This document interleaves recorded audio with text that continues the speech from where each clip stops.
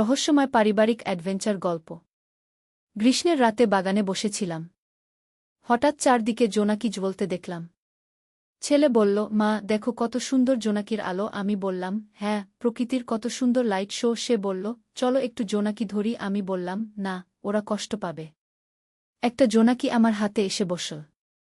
আমি নিথর হয়ে রইলাম। ছেলে বলল, মা দেখেছিস, জোনাকিও তোর কাছে আসে, কারণ তুমি ওর চেয়েও বেশি আলো ছড়াও। আমি লজ্জায় হাসলাম। জোনাকিটা আবার উড়ে গেল। চারদিকে অসংখ্য জোনাকি জ্বলছিল, নিভছিল। ছেলে বলল, মা এই জোনাকিদের মতোই আমার হৃদয়ে তোমার জন্য ভালোবাসার আলো জ্বলে। তারপর আমার কাছে এসে বলল, এই জোনাকির আলোর সাক্ষীতে আমি তোমাকে বলতে চাই। সে আমার হাত ধরে বলল, মা আমি তোমাকে ভালোবাসি। এই জোনাকির মতোই আমার ভালোবাসা তোমার জন্য প্রাকৃতিক এবং উজ্জ্বল। তুমি আমার স্ত্রী হও, আমরা এই বাগানেই একসাথে থাকি। জোনাকির আলো আমার চোখেও জল চিকচিক করতে লাগল। এই গল্পটি সম্পূর্ণ শুনলে আপনাদের পানি অটোমেটিক বের হয়ে যাবে, সো যত দ্রুত সম্ভব হাতের কাছে টিস্যু নিয়ে বসে পড়ো। বিছানার চাদর যেন নষ্ট না হয় সেটা সম্পূর্ণ খেয়াল রাখার অনুরোধ জানিয়ে গল্পটি এখন শুরু করব। তার আগে সর্বশেষ অনুরোধ, দয়া করে এমন পানি বের করার গল্প নিয়মিত শুনতে আমাদের চ্যানেলটি সকলেই সাবস্ক্রাইব করুন। ধন্যবাদ। হ্যালো বন্ধুরা, আমার নাম মিতালি সেন। আমার বয়স ৪৪ বছর। আমার স্বামীর নাম রাহুল সেন, বয়স ৪৭ বছর। আমাদের ২ সন্তান, সৌরভ আর রিয়া। সৌরভ ২১ বছর বয়সী, ইউনিভার্সিটিতে পড়ে। রিয়া ১৪ বছর বয়সী, স্কুলে যায়। আজ যে ঘটনার কথা বলবো সেটা আমার জীবনের সবচেয়ে অবিশ্বাস্য এবং রোমাঞ্চকর অভিজ্ঞতা। আমাদের পুরনো পৈতৃক বাড়িতে লুকিয়ে রাখা একটা রহস্য আবিষ্কার করে আমার পুরো পরিবার এক অবিস্মরণীয় অ্যাডভেঞ্চারে জড়িয়ে পড়েছিল। গত মাসে আমার শ্বশুর মারা যাওয়ার পর তার পুরনো বাড়ির দায়িত্ব আমাদের হাতে এল। এই বাড়িটা প্রায় ২০ বছরের পুরনো, আর আমার শ্বশুর বলতেন এই বাড়িতে অনেক গোপন কথা লুকিয়ে আছে। কিন্তু আমরা কখনো সেসব কথায় কান দিতাম না। একদিন সকালে আমরা ৪ জনে মিলে বাড়িটা পরিষ্কার করতে গেলাম। পুরনো আসবাবপত্র, বই আর নানান জিনিসপত্র গোছানোর সময় সৌরভ আটিকে গিয়ে একটা পুরনো কাঠের বাক্স খুঁজে পেল। বাক্সটা দেখতে খুবই সাধারণ, কিন্তু তার উপর অদ্ভুত কিছু চিহ্ন খোদাই করা ছিল। মা এটা দেখো, সৌরভ চিৎকার করে ডাকল। আমি আর রাহুল দৌড়ে গিয়ে দেখি বাক্সটা তালাবদ্ধ। তবে তালার চাবিটা বাক্সের নিচেই একটা ছোট চেইনে বাঁধা। রাহুল বাক্সটা খুলতে গিয়ে দেখি ভিতরে একটা পুরনো ডায়েরি, কিছু পুরনো ছবি আর একটা অদ্ভুত আকৃতির ছোট্ট পাথরের টুকরো। ডায়েরিটা খুলে পড়তে শুরু করি। প্রথম পাতায় লেখা ছিল, যে ব্যক্তি এই ডায়েরি পড়বে সে আমাদের পরিবারের সবচেয়ে বড় গোপন রহস্যের সন্ধান পাবে। কিন্তু এই রহস্যের সাথে জড়িয়ে আছে বিপদও। রিয়া কৌতূহলে বলল, বাবা কি রহস্য থাকতে পারে? রাহুল পরের পাতা উল্টাল। সেখানে একটা ম্যাপের ছবি আঁকা ছিল। ম্যাপটা দেখে মনে হচ্ছিল আমাদের বাড়ির আশেপাশের এলাকার। ম্যাপে একটা লাল চিহ্ন দেওয়া ছিল আর লেখা ছিল, এখানে লুকানো আছে সেন পরিবারের হারিয়ে যাওয়া সম্পদ। এটা নিশ্চয়ই দাদুর কোনো কল্পনা, আমি বললাম। কিন্তু সৌরভ উৎসাহিত হয়ে বলল, মা চলো একবার খোঁজ করে দেখি, যদি সত্যিই কিছু পাওয়া যায়। ডায়েরির পরের পাতাগুলো পড়ে আমরা জানতে পারলাম যে আমার শ্বশুরের দাদা একজন বিখ্যাত ব্যবসায়ী ছিলেন। ব্রিটিশ আমলে তিনি প্রচুর সোনারূপা আর মূল্যবান পাথর জমা করেছিলেন। কিন্তু যুদ্ধের সময় সেসব কোথাও লুকিয়ে রেখেছিলেন। দেখো এখানে কি লেখা। রাহুল পড়তে লাগলেন, চাঁদের আলো যখন গাছের ছায়া মাটিতে পড়বে তখনই দেখা যাবে গোপন পথ। তবে সাবধান, এই পথ শুধু পূর্ণিমার রাতেই দৃশ্যমান হয়। আজকে তো পূর্ণিমা, রিয়া হাততালি দিয়ে বলল। আমার মনে একটু ভয় লাগছিল, কিন্তু পরিবারের সবার উৎসাহ দেখে আর কিছু বলতে পারলাম না। সন্ধ্যার পর আমরা ৪ জনে মিলে টর্চলাইট, দড়ি আর প্রয়োজনীয় জিনিসপত্র নিয়ে ম্যাপ অনুযায়ী সেই জায়গাটার দিকে যাত্রা শুরু করলাম। ম্যাপ অনুযায়ী জায়গাটা ছিল আমাদের বাড়ি থেকে প্রায় ১ কিলোমিটার দূরে, একটা পুরনো বটগাছের নিচে। পূর্ণিমার রাতে চাঁদের আলো এত উজ্জ্বল ছিল যে আমাদের টর্চের প্রয়োজনই হচ্ছিল না।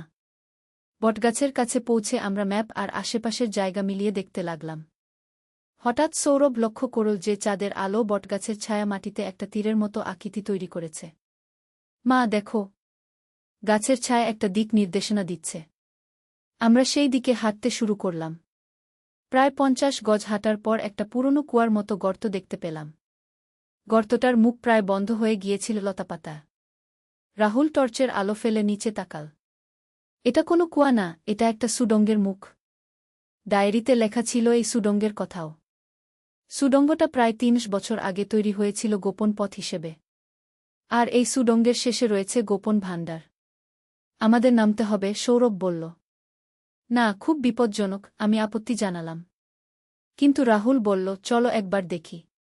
আমি আগে নেমে দেখি নিরাপদ কিনা গে। আমরা দড়ি বেঁধে একে একে সুডঙ্গে নামতে শুরু করলাম। ভিতরটা অবাক করার মতো পরিষ্কার আর শুকনো। মনে হচ্ছিল কেউ নিয়মিত এই জায়গার দেখাশোনা করে।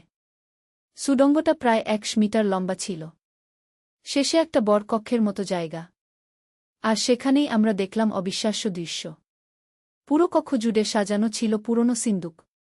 সিন্দুকগুলো খুলে দেখি ভিতরে রয়েছে সোনার গহনা, রূপার বাসন, মূল্যবান পাথর আর অনেক পুরনো মুদ্রা। একপাশে একটা টেবিলে সাজানো ছিল অনেক পুরনো বই আর পাণ্ডুলিপি। এ যে এক পুরো জাদুঘর, রিয়া অবাক হয়ে বলল। কিন্তু সবচেয়ে আশ্চর্যের বিষয় ছিল, এই সব কিছুর মাঝখানে একটা চেয়ারে বসে ছিল একজন বৃদ্ধ মানুষ। তাকে দেখে আমাদের চোখ কপালে উঠল। তোমরা এসেছ, বৃদ্ধ লোকটি হাসি মুখে বলল। আমি অপেক্ষা করছিলাম গে। আমরা সবাই ভয়ে কাঠ হয়ে গেলাম। রাহুল কাপা গলায় জিজ্ঞেস করল, আপনি কে? বৃদ্ধ লোকটি উঠে দাঁড়িয়ে বলল, আমি হরেন্দ্র সেন, তোমার দাদার ছোট ভাই। গত ৩৫ বছর ধরে এই সম্পদের পাহারা দিচ্ছি গু। আমাদের বিশ্বাস হচ্ছিল না। রাহুলের কাছে শোনা গল্প অনুযায়ী হরেন্দ্র কাকা প্রায় ৩০ বছর আগে হারিয়ে গিয়েছিলেন। সবাই ভেবেছিল তিনি মারা গেছেন। কাকা, আপনি এখানে কেন? রাহুল জিজ্ঞেস করল। হরেন্দ্র কাকা ধীরে ধীরে সব খুলে বললেন। তিনি বলতে লাগলেন যে আমাদের পূর্বপুরুষদের এই সম্পদ রক্ষা করার দায়িত্ব ছিল প্রতিটি প্রজন্মের একজনের উপর। যখন তার বাবা মারা যান, তখন সেই দায়িত্ব তার কাঁধে আসে। কিন্তু এখন আমার বয়স হয়েছে। আমি চাই তোমরা এই দায়িত্ব নাও। এই সম্পদ শুধু আমাদের পরিবারের নয়, এর সাথে জড়িয়ে আছে আমাদের এলাকার ইতিহাসও। তিনি আমাদের দেখালেন একটা বিশেষ বই। বইটিতে লেখা ছিল যে এই সম্পদের অনেকটা অংশ এসেছিল স্বাধীনতা সংগ্রামীদের সাহায্য করার জন্য জমানো টাকা থেকে। যুদ্ধের পর সেই টাকা আর ব্যবহার হয়নি। আমাদের পরিবারের ইচ্ছা ছিল এই টাকা দিয়ে এলাকার মানুষের কল্যাণে কাজ করা। কিন্তু সময়ের সাথে সেই ইচ্ছা হারিয়ে গিয়েছিল। আমি জিজ্ঞেস করলাম, তাহলে এখন আমাদের কি করা উচিত? হরেন্দ্র কাকা বললেন, এই সম্পদের একটা অংশ তোমরা নিজেদের জন্য রাখতে পারো। কিন্তু বাকিটা দিয়ে এলাকায় একটা স্কুল আর হাসপাতাল বানানো যেতে পারে গি। পরের কয়েক ঘণ্টা আমরা সেই গোপন কক্ষে বসে আমাদের পরিবারের ইতিহাস শুনলাম। হরেন্দ্র কাকা বললেন কিভাবে তিনি এত বছর এই জায়গায় থেকে সম্পদের রক্ষণাবেক্ষণ করেছেন। তিনি প্রতি সপ্তাহে একবার গ্রামে যেতেন প্রয়োজনীয় জিনিসপত্র কিনতে, কিন্তু কেউ তাকে চিনতে পারত না। ভোর হওয়ার আগে আগে আমরা সেই গোপন কক্ষ থেকে বেরিয়ে এলাম। হরেন্দ্র কাকা ঠিক করলেন তিনি এখন আমাদের সাথেই থাকবেন। আর সেই সম্পদ দিয়ে সত্যিই আমাদের এলাকায় একটা স্কুল আর হাসপাতাল বানানোর পরিকল্পনা শুরু করলাম। সবচেয়ে মজার ব্যাপার হল, আমি যখন বাড়িতে ফিরে এলাম তখন দেখি আমার চোখে খুশির জলে ভিজে গেছে। এতদিন আমি ভেবেছিলাম আমাদের পরিবারে কোনো বিশেষত্ব নেই। কিন্তু আজ জানলাম আমাদের পূর্বপুরুষরা কত মহৎ চিন্তা নিয়ে এই সম্পদ সংরক্ষণ করেছিলেন। আজ ৩ মাস পর আমাদের এলাকায় সেন পরিবার শিক্ষা কেন্দ্র আর হরেন্দ্র সেন সেবা নিকেতন নামে একটা স্কুল আর হাসপাতাল চালু হয়েছে। প্রতিদিন শত শত মানুষ এই প্রতিষ্ঠান দুটিতে সেবা পাচ্ছে। হরেন্দ্র কাকা এখন আমাদের সাথেই থাকেন। তিনি আমাদের পরিবারের আরও অনেক গোপন ইতিহাস বলেছেন।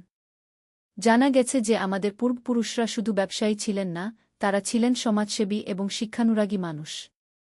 আর সেই রাতে যখন আমরা বাগানে বসেছিলাম আর জোনাকি দেখছিলাম, সৌরভ যা বলেছিল সেটা আসলে ছিল তার হৃদয়ের খাঁটি আবেগ। সে সত্যিই আমাকে অনেক ভালোবাসে, তবে সেটা একজন ছেলের মায়ের প্রতি ভালোবাসা।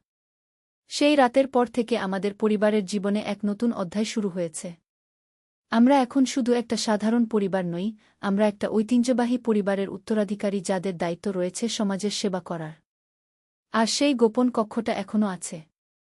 হরেন্দ্র কাকার সাথে মাঝে মাঝে আমরা সেখানে যাই। কক্ষটাকে এখন একটা ছোট লাইব্রেরি হিসেবে ব্যবহার করা হয়।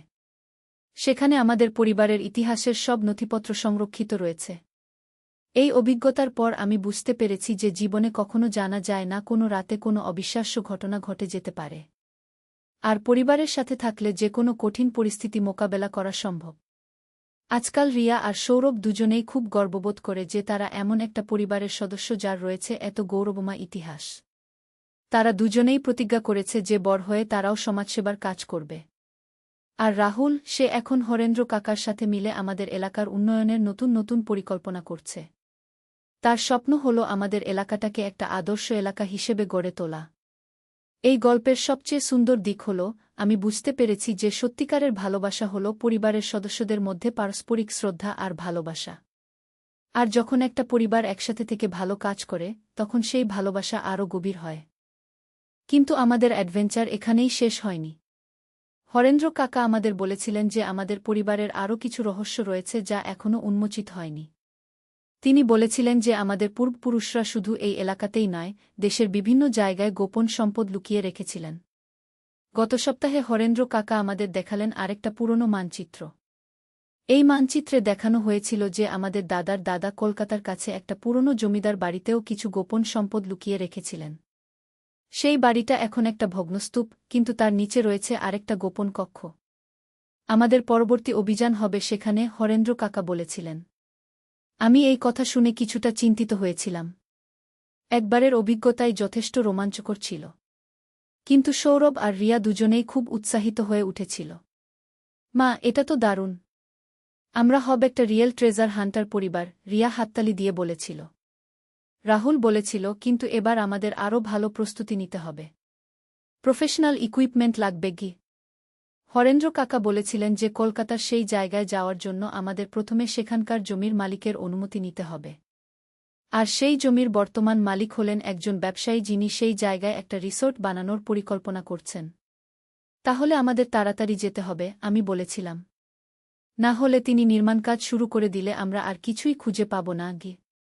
পরের দিনই আমরা সেই জমির মালিক অমিত ঘোষের সাথে যোগাযোগ করলাম।